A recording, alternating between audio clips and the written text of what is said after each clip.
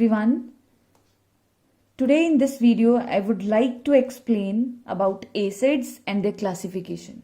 So first of all, what do you mean by acids? How we can define acids? So basically in lower classes we have studied acids are the substances which are sour in taste, or acids are the compounds which are sour in taste. But later on Lavoisier and Debye, they studied these terms and they defined these terms. Now what definition they have given? According to them, acids are the compounds which contain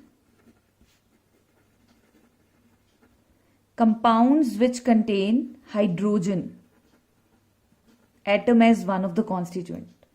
And then later on again they have studied and they have given the final definition which we are using today, and how we can define, according to that definition, how we can define acids. So acids are the compounds containing ionizable hydrogen atom, or the compounds when we dissolve them in water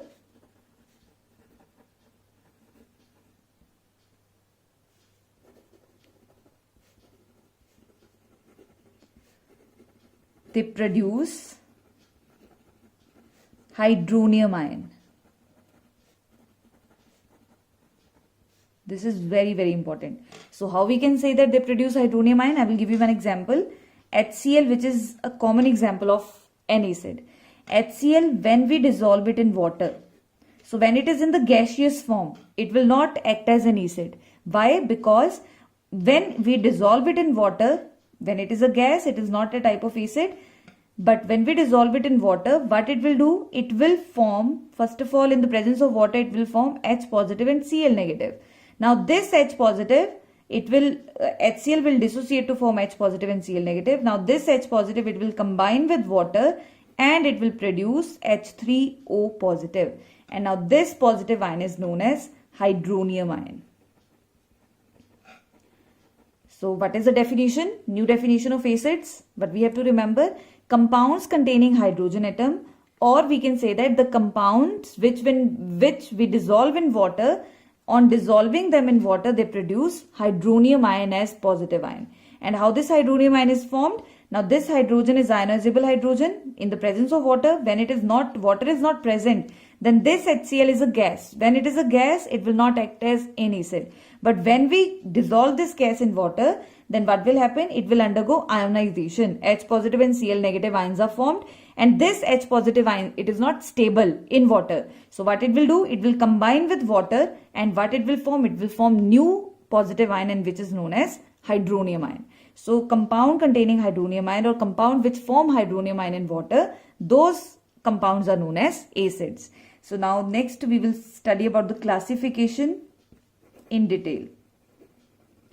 So classification, depending upon, you can say, depending upon the different bases like sources, concentration, strength, depending upon that, acid can be classified into various types. So first of all, depending upon, first type of classification we have depending upon their source. So depending upon their source, acids can be classified into two types. Number one is known as organic acid, and second is known as inorganic acid. So as the name suggests, organic acid, the acid which we get from living things. Living things means we get it from plants and animals. So the acid which we get from plants and animals, that acid is known as organic acid. And along with this, you have to remember, these acids, they contain carbon as the compulsory element, or you can say the carbon is mandatory in these type of acids. And carbon, along with carbon, they also contain COOH group. This is known as carboxylic group. So in detail we will study it in organic chemistry. Now second, we have the type of acid which is known as inorganic acid. The acid which we get from minerals or inorganic sources, those acids are known as inorganic acids. And we have to remember these acids, they do not contain carbon as compulsory element. But we have exception, because you know that chemistry is a subject which consists of so many exceptions. So in case of inorganic acid, I have told you that it does not contain carbon, but carbon is present in H2CO3. This is known as, it is very common acid present in fizzy drinks or carbonated drinks, and this acid is known as carbonic acid. Although it is inorganic in nature, you can say the source is inorganic, but still it contains carbon. So this you have to remember, it is an exception in case of inorganic acid containing carbon. Now next we have, depending upon the classification of acid, depending upon their concentration. Concentration means depending upon their amount. So on the basis of concentration, acid can be classified into two types. One is known as dilute acid and second is known as concentrated acid. So always remember, concentration means the amount of acid, how much acid is present. So on the basis of that, acid can be classified into two types. Number one is known as dilute acid and second is known as concentrated acid. Now in case of dilute acid, how you have to define it? Dilute acid is a type of acid which contain more amount of water as compared to mass of acid. And concentrated acid is a type of acid which contain less amount of water or no water at all. So that acid is known as concentrated acid. Number one is dilute acid, second is concentrated acid. Dilute acid which contain more amount of water in comparison to mass of acid, and concentrated acid is which contain no water or very less amount of water, little amount of water. That acid is known as concentrated acid. So you have to remember there is one difference between these two. That difference is very important. Dilute acid, generally it contains more amount of water, and already I have told you acid will show its acidic property only in the presence of water. Why? Because when water is there, then only it will ionize to form H positive, and when it will form H positive ion, after that only it will combine with water to form hydronium ion. So in case of dilute acid, more amount of water is present, so all the molecules, they can undergo ionization. But in case of concentrated acid, as water molecules are less, so this acid, the molecules of this concentrated acid, they can undergo incomplete ionization. So thus we can say that dilute acid contain more amount of water and it can form more hydronium ions. But concentrated acid, it contain less amount of water, so it may form less number of hydronium ion. Now next we have classification on the basis of strength of an acid. Number third classification is depending upon their strength. Depending upon their strength, acid can be classified further again into two types. Number one is known as strong acid and second is known as weak acid. Now, before telling you the detail of strong and weak acid, how we can differentiate these two, you should know what is the meaning of strength of an acid. So basically, strength of an acid, it is directly proportional to degree of ionization.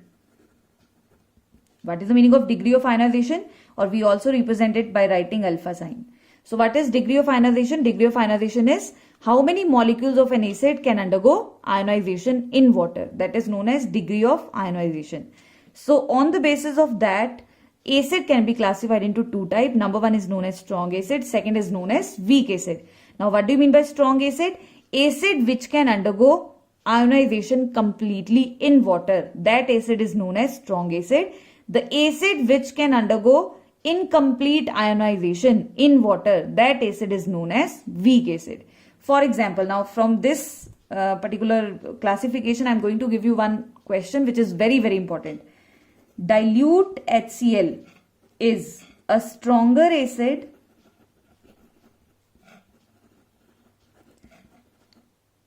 as compared to concentrated acetic acid. This is very, very important question. So a dilute acid is stronger acid, as compared to concentrated acetic acid. So generally when we see the term concentrated, we generally think that this acid is strong acid. And dilute, when we see the term dilute, we think that, in our mind we think that dilute means it is having more quantity of water, it means acid is weak acid. But how we can differentiate these two, and out of this why it is stronger acid and why it is weaker acid? Because now we have to define, or we have to give reason on the basis of its strength. So in case of dilute acid, it will undergo complete ionization in water. But in case of acetic acid, it will undergo incomplete ionization in water. So when it will undergo complete ionization, what it will form? It will form H positive and Cl negative, or we can also say that it will form H3O positive, H3O positive, that is hydronium ion, and Cl negative. But in case of acetic acid, all the ions are present. In this case, it will give in water and it will form all the ions, as a positive or negative ions are present. No molecule is there. Because it will undergo complete ionization, it will form completely all the molecules, they will form ions. But in case of acetic acid, it will undergo incomplete ionization. So what is the meaning of that? Acetic acid, we have formula CH3COH. So it will, when we dissolve it in water, it will form CH3COO negative acetate ion, plus it will form H3O positive. But if we have 100 molecules of acetic acid, out of these 100 molecules, only 50, 60, 70 molecules, they will form ions completely. Rest of the molecules, along with these ions, rest of the molecules, they will remain as such. So we can say that in case of dilute acid, only ions are present when we dissolve it in water. But in case of concentrated acetic acid, when we dissolve it in water, it contains some of the ions. Along with the ions, molecules are also present. Because of that, the strength of acid is less, and in this case, the strength of acid is more. Why? Because it is having more value of degree of ionization and it is having less value of degree of ionization. Or simply you can say that it will undergo complete ionization, that is why it is a strong acid. It will undergo incomplete ionization, that is why it is a type of weak acid. Now next we have the classification of an acid depending upon their composition. So what is the meaning of composition? Means what it contains, how it is made up of. That is known as composition. So depending upon their composition, acids can be classified again into two types. One is known as oxyacids and other one is known as hydroacids. So from the name, from the term, you can understand the definition. Oxyacid is a type of acid which contain oxygen along with hydrogen and other element. Clear? It can be sulfur, it can be nitrogen. So hydroacid are the acids which contain hydrogen along with any other non-metal or any other element. And generally these elements, any other element, and this element is non-metal.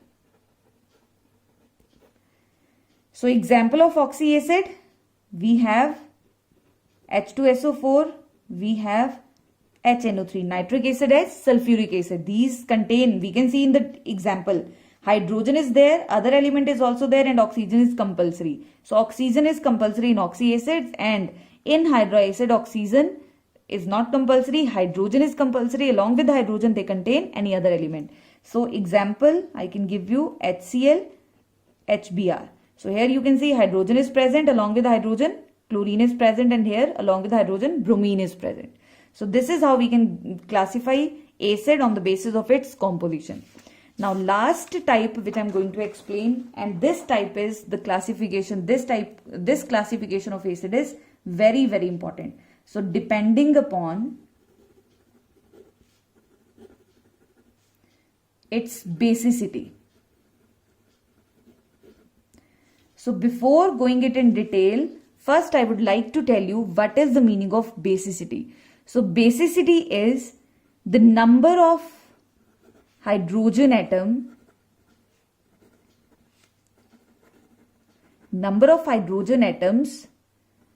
present in an acid which can ionize in water. So we will not consider only the total number of hydrogen atom present in an acid, but we will consider the total number of hydrogen atom present in an acid, and this is very, very important, which can ionize in water to form hydronium ion. So I will give you one example here to make you more clear so that you can understand. So I am giving you example here, acetic acid. So when we dissolve this acid in water, it will form CH3COO negative plus H3O positive. Only one hydronium ion is formed. Why only one hydronium ion? So if in total you will count the total number of hydrogen atom in one molecule of acetic acid, 3 hydrogen plus 1, total how many hydrogens are there? 4 atoms of hydrogens are there. 4 atoms. But how many atoms of hydrogen can ionize? Only one atom of hydrogen which is present with this oxygen carboxylic group, which is present in carboxylic group. That hydrogen is ionizable. When we dissolve it in water, only this hydrogen will undergo ionization to form H positive. And now this H positive combined with water to form hydronium ion.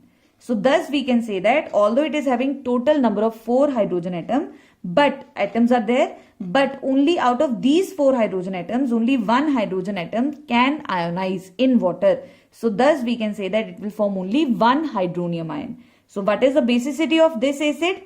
Acetic acid is having basicity is equal to 1, because how many ionizable hydrogens are present? Only one ionizable hydrogen is present, and simply we can say that, in other words, we can say that it can form only one hydronium ion. Now depending upon basicity, acids can be classified into various types. Number 1, first we have monobasic acid. So what is the meaning of monobasic acid? Monobasic acid means which contain only one ionizable hydrogen. For example, HCl, and I have given you the example of CH3COH, acetic acid and hydrochloric acid. So only one hydrogen is present which can undergo ionization to form only how many hydronium ion? One hydronium ion. Now second we have diabasic acid. So what is the meaning of diabasic acid? Acid which can ionize how many hydrogens? 2 hydrogens. So I am giving the example H2SO4, and second example we have, other than this, H2CO3. So these are the acids which can give in water how many hydronium ion they can form in water? They can form 2 hydronium ions in water. Now third we have triabasic acid. So from the name you can understand triabasic, which can give which can form 3 hydronium ion in water. H3PO4. So this is known as phosphoric acid. So now next we have one more example, tetrabasic. Tetrabasic means it is having how many ionizable hydrogen? 4 ionizable hydrogen, and example is silicic acid.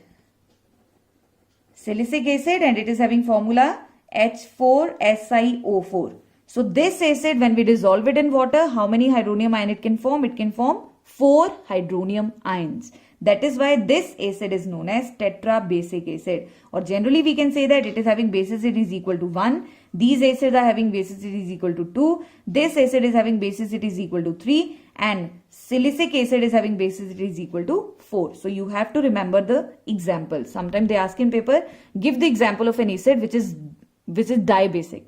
Give the example of an acid which is tribasic. And along with this, I would like to explain very, very important example, that is phosphorus acid, H3PO3. Now H3PO3 generally, now 2 acids I have told. One is phosphoric acid, here it is phosphoric acid H3PO4, and the second is phosphorus acid. So it is having PO3, so it is phosphorus. It is having PO4, so it is phosphoric, higher valency, lower valency. So means it is having 3 oxygen, it is having 4 oxygen. So this is phosphorus acid. So in case of phosphorus acid, generally we can say that it is having 3 hydrogens. So students, they get confused. They write it as tribasic acid. But you have to remember, although it is having 3 hydrogen in one molecule of this acid, but out of these 3 hydrogen, only 2 hydrogens can form hydronium ion in water.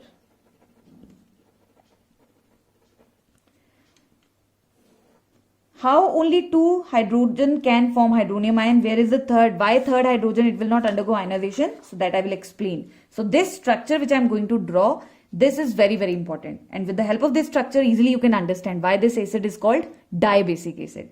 So I am telling you H3PO3, that is phosphorus acid. It is a dibasic acid. Although it is having 3 hydrogen, but it is not a type of tribasic. It is a type of dibasic acid. How? Now I am going to draw the structure. Phosphorus central atom. Here it is having double bond O. Here it is having OH. Other one it is having OH. And third one it is having H. So this is a structure of phosphorus acid.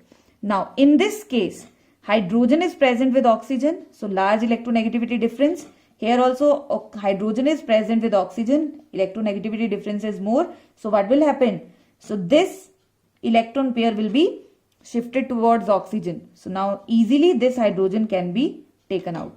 And when we dissolve it in water, this hydrogen can be taken out. So these two hydrogen, they will dissolve. When we dissolve it in water, these two hydrogens, they can easily undergo ionization. And when they easily undergo ionization, they can form how many hydronium ions? They can form 2. They will form 2 hydronium ions.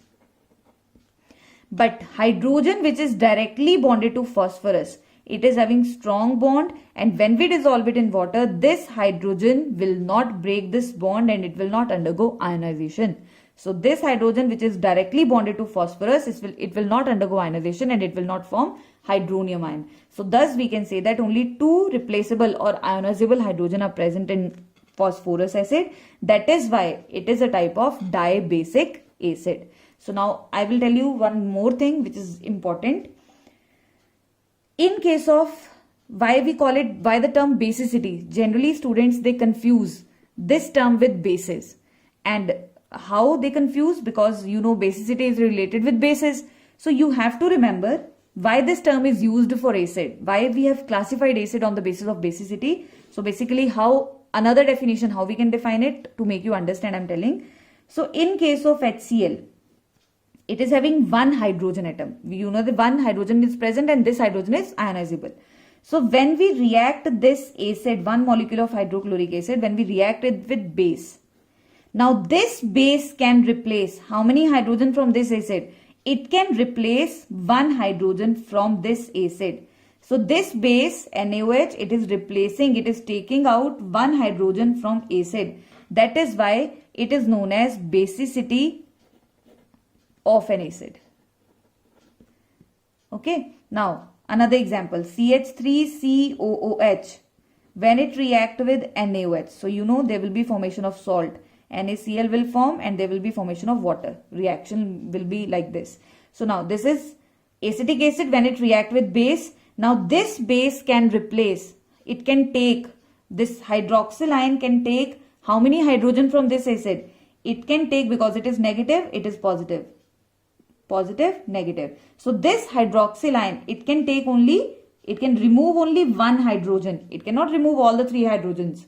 All the 4 hydrogens, it can remove only 1 hydrogen. That is why the product formed will be CH3COONA plus H2O. So basically base is replacing hydrogen from an acid. That is why the term used is basicity. And in this case, basicity of acid is equal to 1. Here also both the cases, basicity of an acid is equal to 1. Both the acids, they are the examples of monobasic acid, because base can replace only 1 hydrogen from these acids. So hope it is clear to you. So any doubt, any query you have regarding this, you can ask, you can write in comment section. Thank you. Have a nice day.